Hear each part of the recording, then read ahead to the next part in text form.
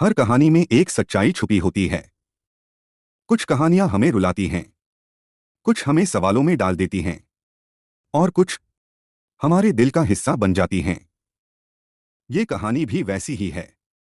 एक रहस्यमयी गांव की, एक ऐसी लड़की की जो बोलती कम है पर उसकी आंखें सब कुछ कह जाती हैं। एक ऐसा परिवार जहां रिवाजों के नाम पर रिश्ते कुर्बान होते हैं और एक ऐसा नाम जिसे सुनते ही लोग कांप जाते हैं। आप सुन रहे हैं डेविल्स हार्ट बीट। लेखन रूबी पांडे, आवाज एआई द्वारा स्वरबद्ध। अब शुरू होती है शाहपुरा की वो दास्तान जिसमें मोहब्बत है, नफरत है, पर सबसे ऊपर है खामोशी का बदला। चैप्टर 1। शाहपुरा। शाहपुरा की जुलाई की दोपहर धूप से भरी थी, पर फिर भी कुछ सर्द सी लग रही थी, जैसे हर चीज के पीछे कोई अधूरी बात छुपी हो, कोई ऐसा दर्द जो कहे बिना ही दिल में उतर जाए।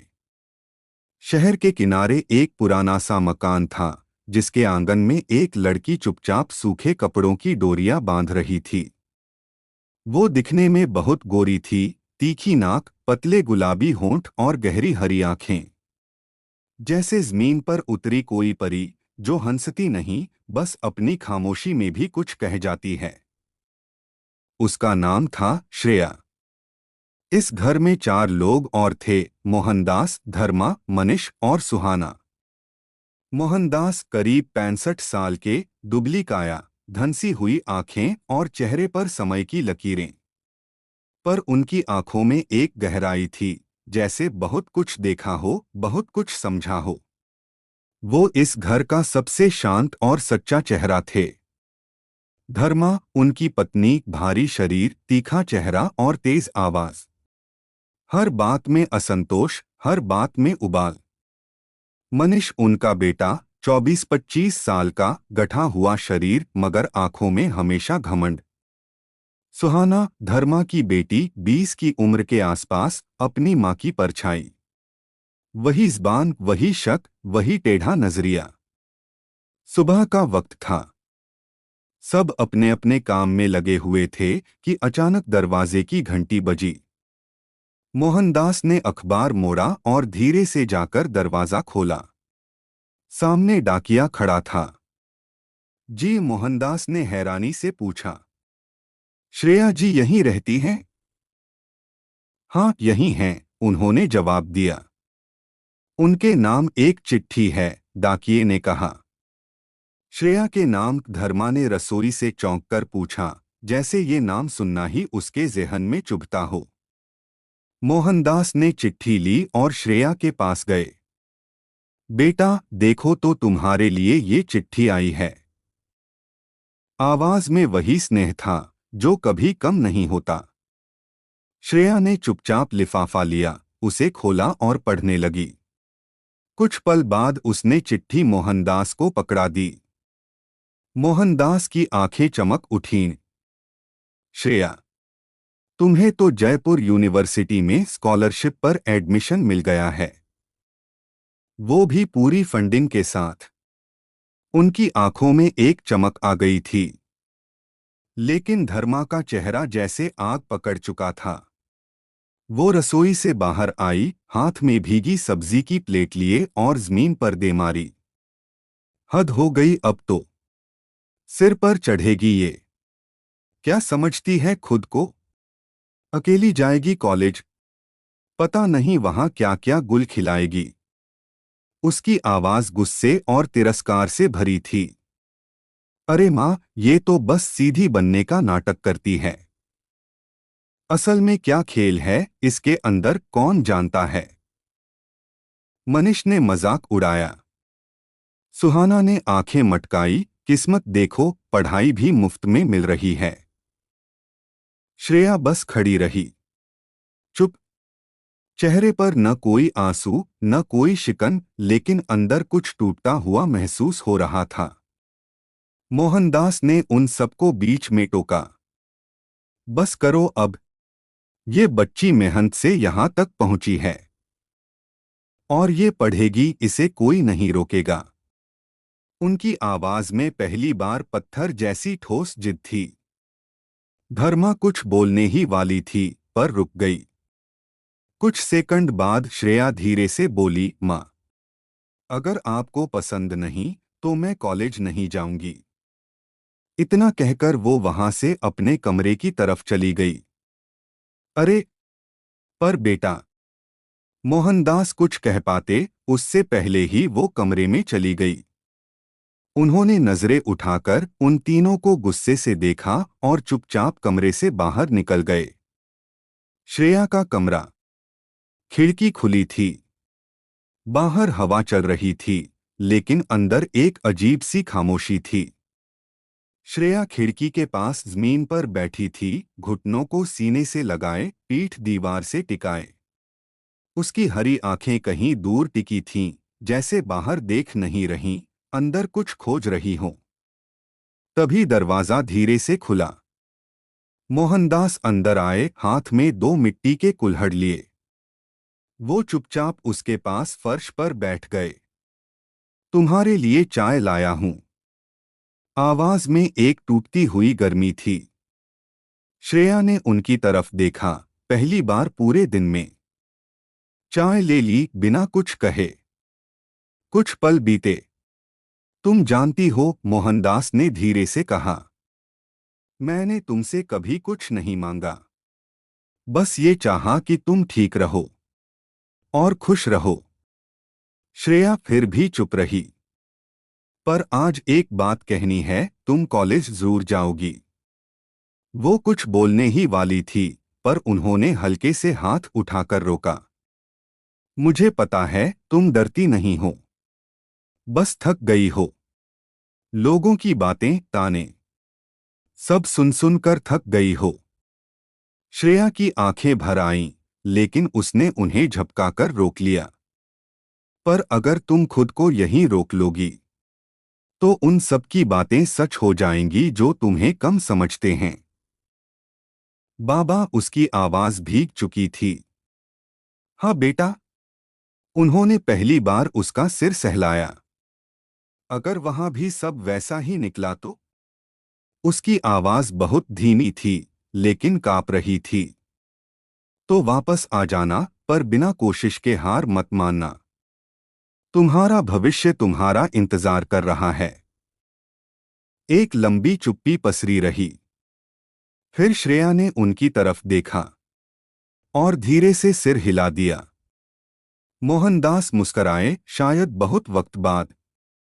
दोनों ने साथ में चाय का आखिरी घूंट पिया। तभी मोहनदास का फोन बजा। जी मालिक। जी, हम कुछ देर में पहुंचते हैं। जी। श्रेया ध्यान से सुन रही थी। फोन कटते ही उसने पूछा, बाबा, ये मालिक कौन हैं? कहाँ रहते हैं? क्या करते हैं? मोहनदास मुस्कराए। हमारे मालिक हैं विशंभर ठाकुर, रहते हैं ठाकुर हवेली में। ठाकुर हवेली? वहां कौन कौन रहता है? उसकी उत्सुकता बढ़ गई। मोहनदास हल्के से हंसे। अरे, तो आज हमारी बेटी को ठाकुरों के बारे में जानना है। चलो बताते हैं। शहपुरा की धड़कन, ठाकुर हवेली। शहपुरा राजस्थान की वीरानियों में बसा एक कस्बा, जो दिन में जितना शांत दिखता है, रात के सन्नाटे में उतना ही डरावना हो उठता है। हर गली, हर जुबान पर सिर्फ एक नाम, ठाकुर हवेली। पत्थरों से बनी वो हवेली, ऊंचे दरवाजे, गहरी दीवारें, लोहे के मजबूत गेट। जैसे इतिहास आज भी वहीं ठहरा हुआ हो। और यहां राज करता है विशंभर ठाकुर। नाम नहीं, फैसला है। चौड़ी छाती, घनी सफेद मूछें, आंखों में बिजली सी चमक। उम्र भले 60 पार हो, पर चाल में आज भी वही दबदबा, जैसे युद्धभूमि में हर रोज उतरते हों। ठाकुर साहब जब बोलते हैं तो कानून भी सांसें रोक लेता है। पर विशंभर से भी ज्यादा रहस्यमयी, ज्यादा खौफनाक नाम है शिवाक्ष ठाकुर। ऊंचा कद, चौड़ा सीना, काले कुर्ते के ऊपर सिर पर बंधा सफेद साफा, चेहरा जैसे खुदा ने गुस्से के मूड में तराशा हो, गहरी आंखें जैसे हर रात समेटे हों। 29 साल का शिवाक्ष न असली बेटा न गुलाम। ठाकुर ने गोद लिया था, लेकिन डर ऐसा कि असली बेटों से भी बड़ा। जब वो हवेली में दाखिल होता है, सांसें थम जाती हैं, नजरें झुक जाती हैं। बड़ी मां निर्मला ठाकुर, सफेद साड़ी, माथे पर बड़ी लाल बिंदी और चेहरे पर सालों पुरानी कड़वाहट की परतें। उसकी आंखों में कोई दया नहीं, सिर्फ अधिकार, सिर्फ शिकायत। कभी जमाने की सबसे हसीन ठकुराइन मानी जाती थीं, पर आज उनका चेहरा उन्हीं सवालों से भरा है जो वो कभी पूछ नहीं पाईं। ये घर शिवाक्ष का नहीं, ये गद्दी मेरे पोते की है। ठकुराइन वंदना विशंभर की पत्नी, एकदम शांत स्वभाव की औरत। शुद्ध ठाकुर खानदान में इनसे ज्यादा शांत या दयालु कोई या नहीं है। विमुक्त ठाकुर विशंभर का छोटा भाई, ठाकुर साहब की छाव में पला बढ़ा, मगर कभी खुद की मर्दानगी साबित ना कर सका। आंखों में जलन, बातों में जहर। अपनी हर नाकामी का इल्जाम शिवाक्ष पर डालना उसका रोज का नियम है। सब कुछ उसका है, मेरा क्या? मैं क्या हूं? नौकर। विदिशा विमुक्त की पत्नी, तेज जुबान, नुकीली नजरें। हवेली की साज सज्जा से ज्यादा उसे अपनी साजिशों से प्यार है। शिवाक्ष की मौजूदगी उसे काटती है, लेकिन वो मुस्कुराकर काटती है, जहर में लिपटी मिठास की तरह। कभी तो कोई उसे उसके सच का आईना दिखाएगा, तब देखेंगे ठाकुर साहब की आंखों का प्यार कैसे झूठा निकलेगा। कियारा ठाकुर साहब की बेटी, आत्मनिर्भर, समझदार और बिल्कुल अपने पिता जैसी। सीधी बात, नो बकवास। अगर इस हवेली में किसी ने शिवाक्ष को सच्चा अपनाया है तो वो कियारा है। रिश्ते खून से नहीं, भरोसे से बनते हैं। और शिव मेरा भाई है। करण कियारा का जुड़वा भाई, बिंदास, थोड़ा बेफिक्र, मगर शिव के लिए जान देने को तैयार। हर वक्त उसके साथ, उसकी ढाल। भाई है मेरा, और भाई के लिए गोली भी खानी पड़ी तो पीछे नहीं हटूंगा। अर्जुन विमुक्त और विदिशा का बेटा, शानदार लुक मगर बेहिसाब घमंड, और इसी घमंड ने उसकी अक्ल को मार डाला है। वो खुद को अगला ठाकुर समझता है। अभी तो शिव है, लेकिन असली मालिक मैं हूं। अर्जुन ठाकुर, बाबा, सब लोग शिवाक्ष जी से इतनी नफरत क्यों करते हैं?